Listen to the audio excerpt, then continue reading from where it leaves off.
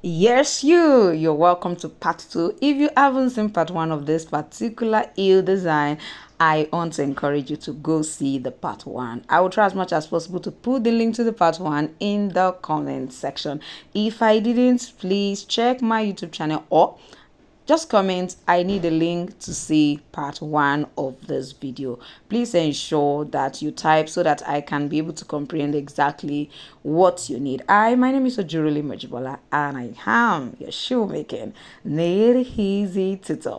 Of course, all we do on this channel is ignite your passion for creativity, make shoemaking easy and simple for you. We want to build your confidence when it comes to this skill.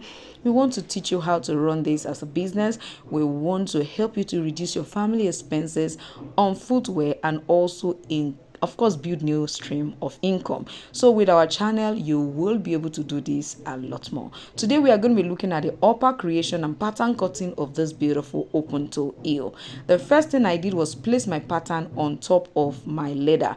I'm actually using a slightly soft leather, and of course is a Forte leather.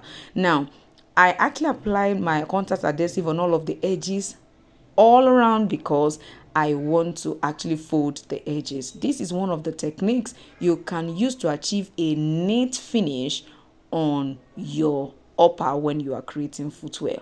Now, you will find out that there is actually a silver mark all around. That is serving as a guide to where my fold should stop. So at every point in time, I always love to draw my pattern in such a way that I'm drawing exactly. So when I draw exactly the size that I need, by the time I draw, I leave a little allowance all around, about 2 millimeter. So that helps me to actually fold the right place. That is one technique I use to fold the right place and make my upper look equal and very neat. When you get to the angles, you have to be very careful with them, or else you might not be able to actually fold the corners and the angles properly well. But as we proceed in this tutorial, of course, I'm going to be showing you again how I folded the second one, because I believe that by the time you can see how it's been folded, you can also duplicate that on your own. So we go over it again. Now I need you to know that when it comes to shoemaking, you can decide to leave the edge open if you know how to create an edge coat, or you can actually have access to edge coats around you. You can decide to leave the edge open and not fold it. Yes, you can decide to do that. But when you want a really sweet finishing, especially if you do not have what we call an edge coat, then I would suggest that you do this, and especially if your leather is soft. If you are using a very thick leather, you might have to, bevel the edges to be able to fold it appropriately.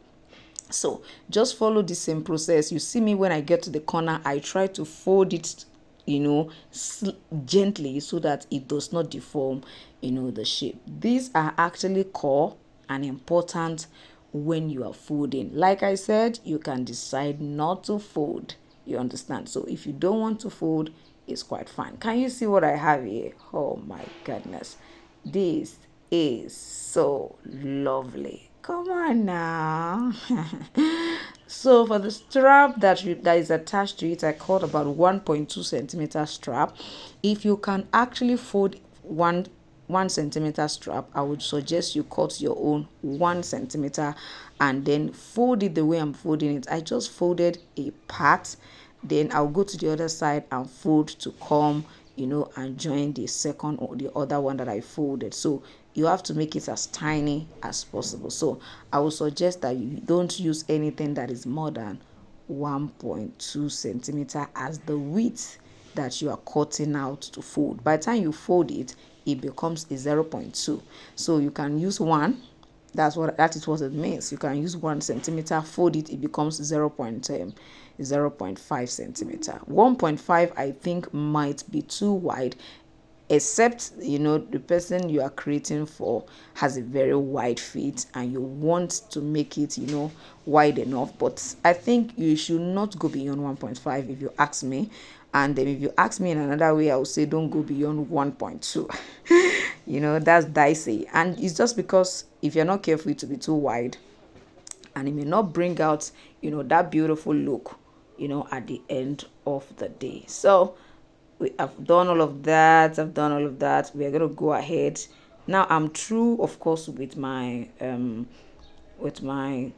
folding. I'm just trying to go ahead to line this. I'm just trying to line it because I cannot use that one that I folded alone like that. So after lining it, I'm gonna take time to stitch it, and then that's all. You cannot do this, go use this method if you are not stitching. If you are not stitching, let it be open edges. Let's look at the lasting process of this, our open toe, strappy design. Now, while we were cutting the pattern, we have already, highlighted where we are going to be punching. But I'm going to do some little adjustment, just little. I'm going to push it forward a bit before punching, just a bit. I used about 2 centimeter interval. The interval between each of them is 2 centimeter. Now from this edge to this place, initially I used 1.5, but now that I've adjusted it, I'm not sure it will be up to 1.5. Okay, it's still looking 1.5. In short, some parts are more, so it means I'm going to adjust it since it's that point.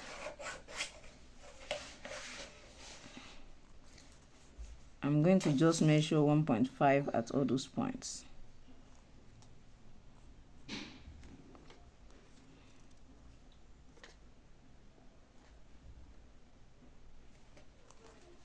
So you can see what we have. All these front parts are not the right one.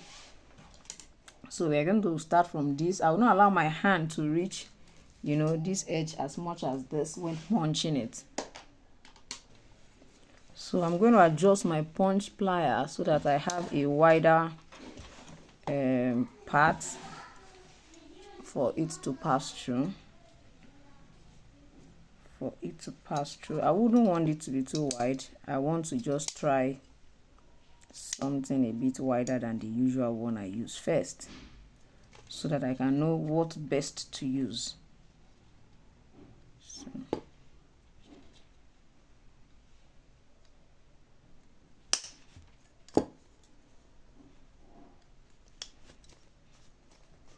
I think I had to take my hand even a bit away from what I punched, because that's looking as if it's far, far, far away.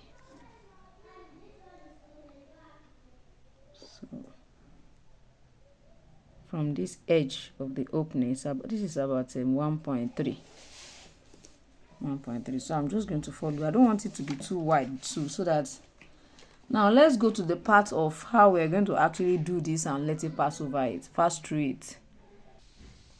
So we're going to try to pencil this a bit, then insert it from under.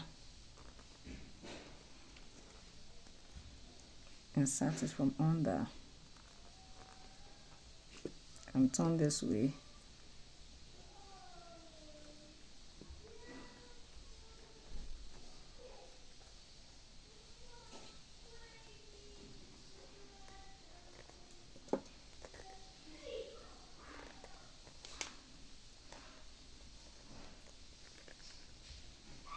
You see that? So